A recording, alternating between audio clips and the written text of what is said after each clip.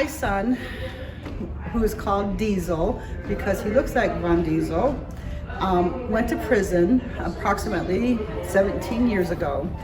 And I have been praying for him, and it has been prophesied that he will get out of jail. And I praise God for that. Well, he's been there for, like I said, 17 years, and he doesn't feel like there's been anything happening.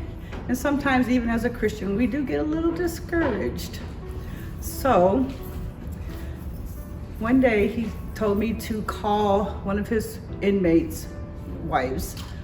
And so I did, and she started telling me about her husband who's in there with my son, and that he had gotten out of prison, and about 8 days after he got out, he was put back in because they said that he didn't do all of his time. Well, he got put back in with my son, like I said. And after he got put back in, he got saved.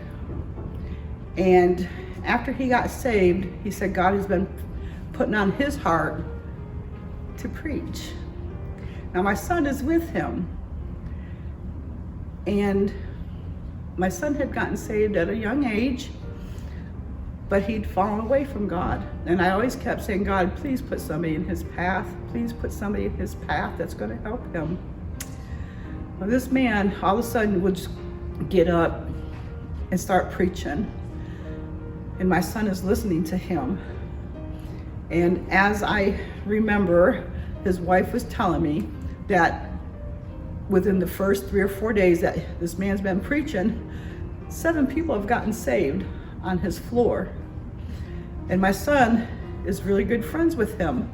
And so now he's got somebody there that God's put that's going to help him find his way out of prison.